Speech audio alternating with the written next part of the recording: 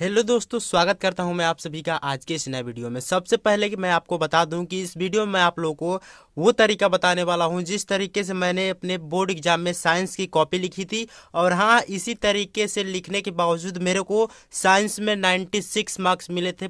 तो इस वीडियो में आप लोग को पूरा फुल्ली डिटेल बताने वाला हूँ, आपका पूरा मॉडल पेपर संपूर्ण हल सहित। मैंने यहाँ पे बायोलॉजी के भी लिखे हैं, फिजिक्स के भी लिखे हैं और केमिस्ट्री के भी लिखे हैं। यहाँ पे एक मॉडल पेपर है, इसको पूरा मैं सॉल्व करके करके लाया हूँ। इसके आंसर आपको किस प्रकार से कॉपी में अपने लिखना है, एक एक चीजों को अच्छे से मैं बताने वाला हूँ। बस आप लोग वीडियो को पूरा जरूर देखना, एक एक चीजों को अच्छे से समझ लेना और इसी प्रकार से अपने बोर्ड एग्जाम में लिख देना। मैं पूरी गारंटी देता हूँ कि यदि आप लोग इस प्रकार से लिख देते हो तो जिस प्रकार से मैंने लिखा था मेरे को 96 मार्क्स मिले थे, आपका भी एक नंबर नहीं कटेगा, पूरी गारंटी देता हूँ मैं। तो बस वीडियो को पूरा जरूर देखिएगा। यहाँ पे जितने भी मॉडल पेपर के क्वेश्चन है मैंने सभी को सॉल्व कर लिया ऑलरेडी। यहाँ पे एमसीक्यू का जो सेट है मैं किसी नेक्स्ट वीडियो में करा दूंगा, पूरा मॉडल पेपर संपूर्ण हल सहित। मैं यहाँ पे आज केवल बताने वाला हूँ आप लोगों को कि आप लिखेंगे किस प्रकार से अपने बोर्ड एग्जाम में। तो यहाँ पे जितने एमसीक्यू है मैं नेक्स्ट वीडियो में करा दूंगा। और यहाँ से जो आपके लिखने वाले क्वेश्चन है, क्योंकि एमसीक्यू जो है वो आप लोग को ओएमआर शीट में भरना है, आप लोग को पहले से ही पता है। यहाँ पे जितने भी लिखने वाले क्वेश्चन है ये क्या है, फिजिक्स के हैं,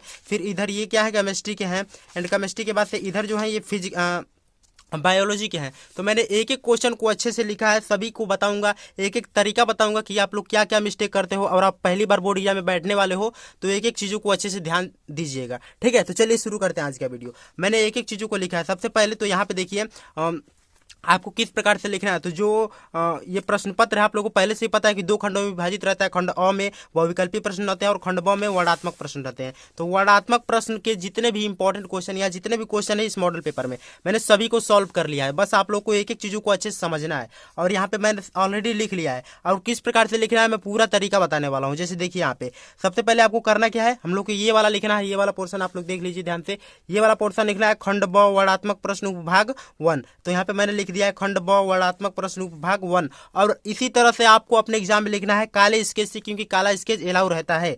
एंड उसके बाद से यहाँ पे देखिए प्रश्न एक में दिया क्या गया हम लोग को कि प्रश्न के पहले में दिया गया कि आसमान में तारे क्यों टिमटिमाते हैं, हम लोग को बताना है। और यहाँ पे देखिए मैंने इसका उत्तर किस प्रकार से लिखा है, ऑलरेडी सभी क्वेश्चन का आंसर लिख दिया है। बस आप लोग को केवल वीडियो को पूरा देखना है, एक एक चीज़ों को अच्छे से समझ लेना है। एंड यहाँ पे देखिए मैंने किस प्रकार से लिखा है, प्रश्नोत्तर संख्या 1 का पहला, मैंने उसमें बताया था ना कि पहला और दूसरा, और ये 2 नंबर का प्रश्न है। और उसको किस प्रकार से लिखना है कि आसमान में तारे वायुमंडलीय अपवर्तनांक के कारण टिमटिमाते हैं। जब तारों की रोशनी पृथ्वी पर आती है या पृथ्वी तक आती है तो हमारे वातावरण में कई सारी परतों से गुजरना पड़ता है। तो उसे हमारे वातावरण में ढेर सारी जो परतें होती है उससे क्या करना पड़ता है, गुजरना पड़ता है। इससे इसमें मौजूद विभिन्न गैसों से टकराकर रोशनी बार बार मुड़ती है, जिसके परिणाम स्वरूप तारे टिमटिमाते हुए दिखाई प्रतीत होते हैं। बस यही क्या है, तारे टिमटिमाने का कारण है। और इसी प्रकार से आपको अपने एग्जाम में लिखना। और ये 2 नंबर का प्रश्न है, आप खुद बताइए यदि 2 नंबर का प्रश्न है मैंने इस प्रकार से लिख दिया तो आपका मन करेगा इसमें नंबर काटने का? नहीं करेगा। तो इसी तरीके से आपको अपने बोर्ड एग्जाम में लिखा है और मैंने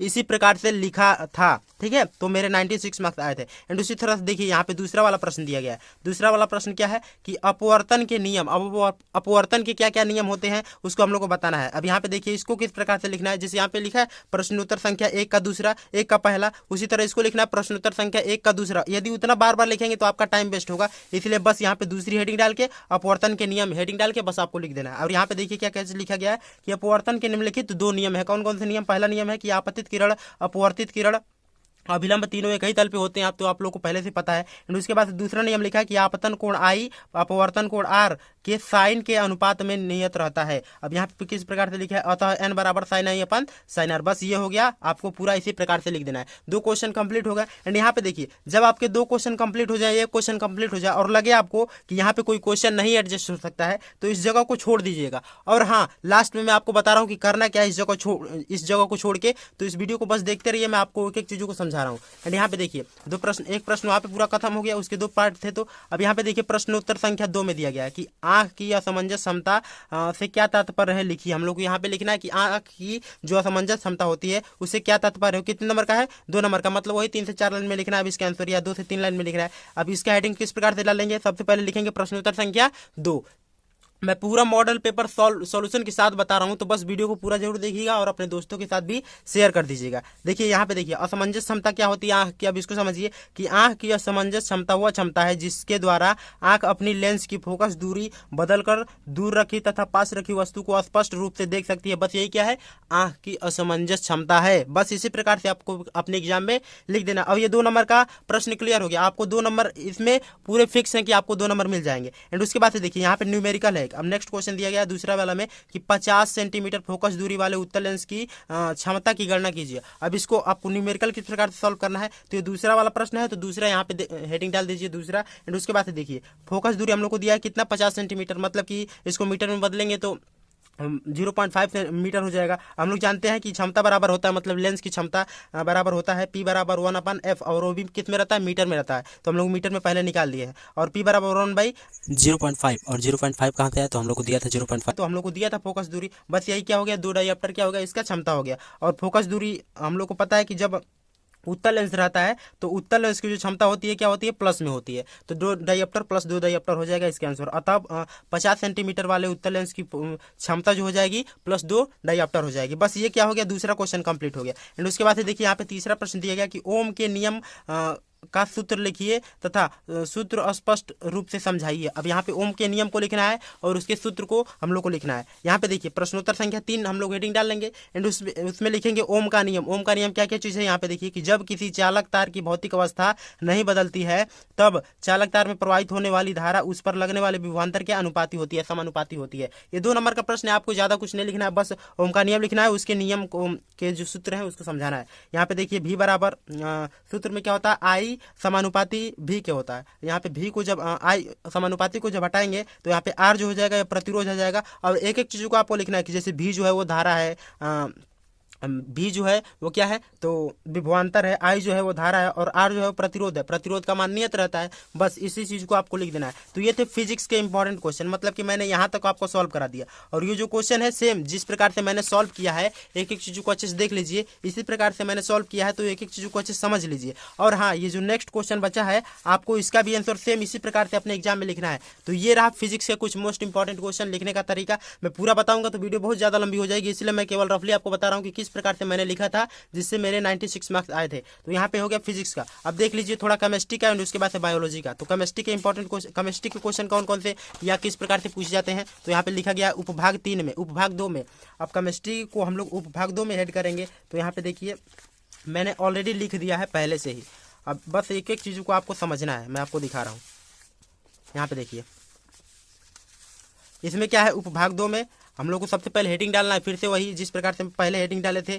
इसमें हम लोग को लिखना क्या है, देखिए उपभाग 2 यहाँ पे हेडिंग डाल लिए। एंड उसके बाद से लिखना क्या, हम लोग को निम्नलिखित अभिक्रियाओं के संतुलन रासायनिक समीकरण लिखे। हम लोग को केवल रासायनिक समीकरण लिखना है, और एक रासायनिक समीकरण को संतुलित करने के 1 मार्क्स मिलेंगे। मतलब कि यहाँ पे देखिए 4 दिए गए हैं, 4 मार्क्स का क्वेश्चन है। अब किस प्रकार से लिखना है अपने एग्जाम में, देखिए यहाँ पे पहला वाला जो दिया गया है कि calcium hydroxide plus carbon dioxide plus calcium carbonate से कैल्शियम हाइड्रोक्साइड और कार्बन डाइऑक्साइड एक दोनों की अभिक्रिया कराएंगे आपस में, तो क्या बनेगा, कैल्शियम कार्बोनेट और जल बनेगा। तो इसका यहाँ पे अभिक्रिया करा के, और मैंने डायरेक्टली, यदि आपको आ रहा है तो डायरेक्टली संतुलित समीकरण लिख दीजिए, या 2-3 लाइन और गैप लेके संतुलित कीजिए उसे। तो यदि आप डायरेक्ट लिख देंगे तो 1 नंबर का क्वेश्चन है, 1 नंबर मिल जाएगा। यहाँ पे कैल्शियम हाइड्रोक्साइड है, फिर CO2 है, और इसके बाद से अभिक्रिया के दौरान क्या बना, कैल्शियम कार्बोनेट बना और H2O बना। बस यही क्या संतुलित समीकरण है। और बैलेंस कर लीजिए इधर से उधर। दूसरा क्वेश्चन भी दिया गया कि जिंक है, उसके बाद से सिल्वर नाइट्रेट है, फिर जिंक नाइट्रेट बना और सिल्वर बना। तो यहाँ पे देखिए जिंक है, सिल्वर नाइट्रेट है, इसका अभिक्रिया कराएं तो जिंक नाइट्रेट बना और क्या बना, सिल्वर बना। बस इसी प्रकार से आपको अपने एग्जाम में एक एक चीज को लिखना है।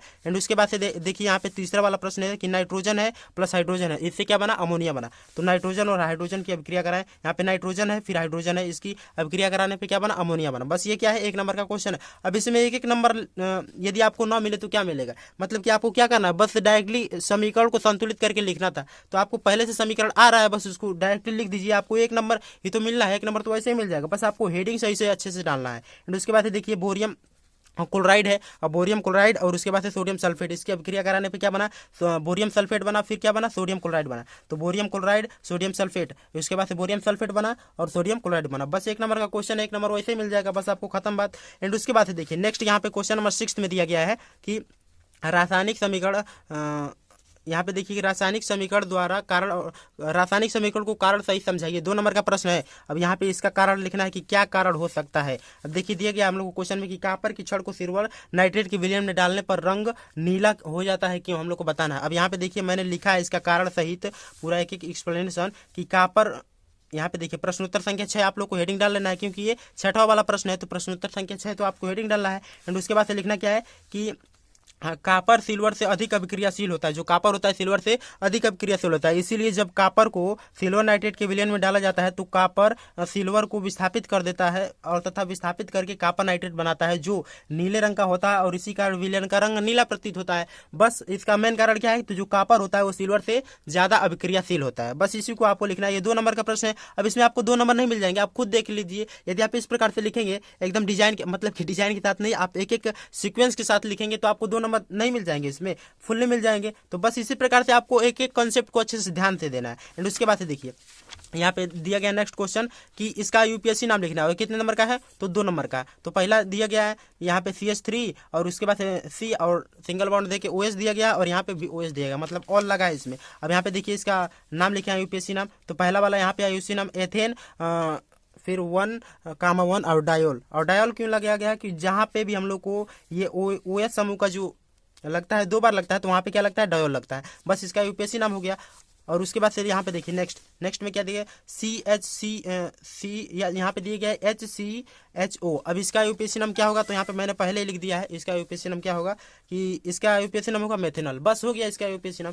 इसी प्रकार से ये केमिस्ट्री का पूरा कंप्लीट हो गया। और केमिस्ट्री का पूरा नहीं, यहाँ पे 2 क्वेश्चन बचे हैं, यहाँ पे एक क्वेश्चन बचा है, तो इसको आप अपने खुद से सॉल्व कर लीजिएगा और जिस प्रकार से मैंने बताया है इसी प्रकार से आप लोग लिखिएगा। एक एक चीज को अच्छे से देख लीजिए। प्रश्नोत्तर हेडिंग यदि आप अच्छे से डालेंगे तो आपका 1 नंबर नहीं कटेगा। और कुछ लोग होते हैं कि हेडिंग डालेंगे और बीच बीच में जगह छोड़ देंगे तो उससे नंबर कट जाएगा। पहला वाला दूसरा वाला साफ साफ दिखाई दे रहा है, और यदि ये नहीं दिखाई देता तो आप ऐसे भी कर सकते हैं, मतलब कि बीच में क्या पाई भी खींच सकते हैं, बस वैसे भी कर सकते हैं, कोई दिक्कत नहीं होगी। ठीक है, इससे वो और पता चल जाएगा आपको क्वेश्चन। ये केमिस्ट्री के भी कंप्लीट हो गया और फिजिक्स का भी। अब मैं आपको बायोलॉजी का दिखा रहा हूँ। देखिए यहाँ पे मैंने बायोलॉजी का भी पूरा सही से लिख लिया है। अब बायोलॉजी के जो इंपॉर्टेंट क्वेश्चन है वो मैं आपको बता रहा हूँ, एंड उसके बाद से बायोलॉजी का भी किस प्रकार से लिखना है वो भी बता रहा हूँ। जैसे यहाँ पे देखिए बायोलॉजी का पहला क्वेश्चन हम लोग को पूछा गया है कि आहार श्रृंखला एवं आहार जाल में प्रवाह की उदाहरण सहित समझाइए। आहार श्रृंखला एवं आहार जाल में ऊर्जा प्रवाह की उदाहरण सहित हम लोग को समझाना है। कितने नंबर का है, 4 नंबर का। और यदि 4 नंबर का प्रश्न पूछे जाए तो आप ज्यादा से ज्यादा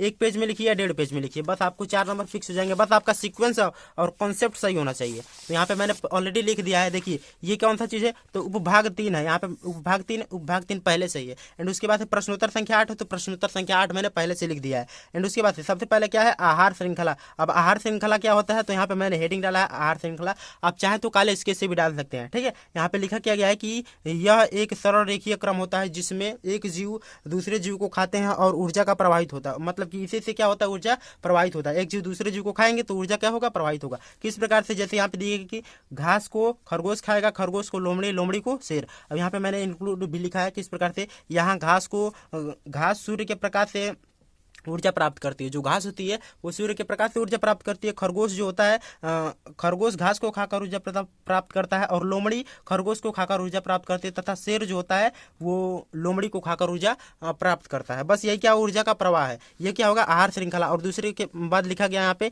आहार जाल। आहार जाल क्या होता है उसको भी मैंने यहाँ पे लिख दिया पहले से ही। देखिए आहार जाल क्या होता है कि यह कई आहार श्रृंखलाओं का जाल होता है जिसमें ऊर्जा विभिन्न मार्गों में बहती है। और यहाँ पे लिखा गया है उदाहरण के लिए घास को खरगोश खाता है, खरगोश को लोमड़ी, और फिर देखिए इसमें अलग अलग टाइप का होता है। फिर घास को हिरन भी खाता है, हिरन को भी बाघ खाता है। बस खाते किसको है, सब तो घास को। यहाँ पे मैंने लिखा भी है कि यहाँ एक ही उत्पाद है, क्या है, घास, और कई उपभोक्ता को ऊर्जा देता है। घास ये अलग अलग लोगों को क्या देता है, ऊर्जा देता है। और घास से हम लोग को भी एक तरीके से ऊर्जा मिलता है। यदि हम सब्जी खाते हैं तो एक प्रकार का क्या है, घास ही है, तो घास से हम लोग को भी ऊर्जा मिलता है। एंड उसके बाद यहाँ पे लिखा गया है कि जिससे एक जाल बनता है, इसे ही आहार जाल बोलते हैं। ये 4 नंबर का प्रश्न है। यदि आप अपने एग्जाम में इतना लिख देंगे तो पूरी गारंटी है 1 भी नंबर आपका नहीं कटेगा। तो ये था पूरा आपको अपने एग्जाम में लिखने का पूरा एक एक तरीका। और यदि आप इस प्रकार से लिखते हैं तो मैं पूरी गारंटी देता हूँ आपका 70 में 70 मार्क्स पूरे मिलेंगे, 1 भी नंबर नहीं कटेंगे। बस आपका सीक्वेंस सही होना चाहिए और लिखने का पैटर्न सही होना चाहिए। यहाँ पे देखिए नेक्स्ट बायोलॉजी का भी क्वेश्चन यहाँ पे दिया गया है कि पुष्प का चित्र बनाकर उसके विभिन्न भागों को लिखिए, कि जनन में विविधता के महत्व पर एक निबंध लिखिए, पाचन तंत्र तथा पाचन तंत्र की क्रिया का विस्तार पूर्वक सचित्र वर्णन कीजिए, मेंडल के नियम को विस्तार पूर्वक बताइए। इसी प्रकार के क्वेश्चन पूछे जाते हैं। और लिखने का तरीका तो आपको पता चल गया कि किस प्रकार से आपने एग्जाम में लिखना है। एंड यहाँ पे देखिए मैंने एक एक चीजों को अच्छे से लिखा था, और जो क्वेश्चन बचे हैं इस क्वेश्चन को आप लोग खुद सॉल्व कीजिएगा, एक एक क्वेश्चन को, और पैटर्न याद रखिएगा कि किस प्रकार से मैंने लिखा था। पहले हेडिंग आपका सही से दिखना चाहिए, हेडिंग यदि नहीं दिखेगा तो आपका नंबर कट जाएगा, क्योंकि एग्जामिनर जो होता है वो जल्दी जल्दी कॉपी चेक करता है। यदि आप छोटे से पेंसिल से लिख देंगे या पेन से लिख देंगे छोटा सा हेडिंग, तो एग्जामिनर को पता ही नहीं चलेगा कि वो लिखा है कि क्या किया है। वैसे ही देखते देखते आगे चला जाएगा, आपका कॉपी का हेडिंग जो दिखेगा ही नहीं, आपको नंबर वैसे ही कट जाएंगे। ठीक है, तो ये था आपका पूरा लिखने का तरीका कॉपी कि किस प्रकार से आपको कॉपी लिखना है। मैंने इसी प्रकार से सेम लिखा था, तो जिस प्रकार से मैंने लिखा था उसी प्रकार से मैं आपको बता रहा हूँ। यहाँ पे यदि आपको कोई क्वेश्चन नहीं भी आता है तो आप क्या करिएगा कि इसी प्रकार से केवल लिख दीजिएगा उससे रिलेटेड। और हाँ, लास्ट में मैंने बोला था आपको बताने के लिए, तो ये रहा, जब आपको लगे कि आपका जगह छूट रहा है तो आप करना क्या है, यहाँ पे क्वेश्चन कोई एडजस्ट ना हो तो आपको करना क्या है, लास्ट में जब आपका पूरा क्वेश्चन कंप्लीट हो जाएगा तो लास्ट में ऐसे जैसे मैंने पाई खींचा है आपको इसी प्रकार से पाई खींच देना। और यहाँ पे जो आपका जगह बचे यहाँ पे आपको क्या लिख देना है, तो यहाँ पे आपको लिख देना है रोल नंबर। आपका जो रोल नंबर है इसी को आपको लिखना है यहाँ पे, मतलब कि हर एक पेज पे आप लोग रोल नंबर लिखिएगा, क्योंकि इससे नंबर कटने की भी संभावना रहती है। तो आप लोग रोल नंबर जरूर लिखिएगा, क्योंकि बहुत अच्छा कॉपी लिखने से क्या होता है कि आपकी कॉपी भी एक्सचेंज होने का डर रहता है, इसीलिए रोल नंबर जरूर लिखिएगा। ठीक है, तो ये था आपका पूरा कॉपी लिखने का पैटर्न। मैंने इसी प्रकार से लिखा था, तो जिस प्रकार से मैंने लिखा था केवल वही बताया हूँ। मैंने ज़्यादा कुछ एक्स्ट्रा इंक्लूड नहीं किया है कि मैं और फेंकते हुए मैंने वीडियो नहीं बनाया है। मैंने जितना पाया है अपने एग्जाम में, जितने % मैंने साइंस के एग्जाम या किसी भी एग्जाम में पाया है, मैं केवल उसी तरीके से बता रहा हूँ कि आपको भी उतना आ जाए तो उतना बहुत है। मैंने 90% अचीव किया क्लास 10th के मार्क्स में, आप लोग को उससे ज़्यादा है, मैं इसीलिए मैंने एक एक चीज़ों को अच्छे से बताया। ठीक है, यदि आप इस प्रकार से अपने एग्जाम में लिखते हैं तो मैं पूरी गारंटी देता हूँ आपका एक भी मार्क्स नहीं कटेगा, और हाँ, अपने एग्जाम में अच्छा मार्क्स अचीव कर पाओगे। तो सब्सक्राइब कर लीजिए मुझे ऐसी वीडियो देखने के लिए। और हाँ, ऐसी वीडियो मैं अपलोड करता हूँ डेली, इंस्टाग्राम पर मुझे 1.5 लाख से लोग फॉलो करते हैं ऐसी वीडियो देखने के लिए। तो आई होप कि आज का पूरा वीडियो आप लोगों ने समझ लिया होगा। तो मिलते हैं नेक्स्ट वीडियो में, तब तक के लिए धन्यवाद। जय हिंद, बाय बाय।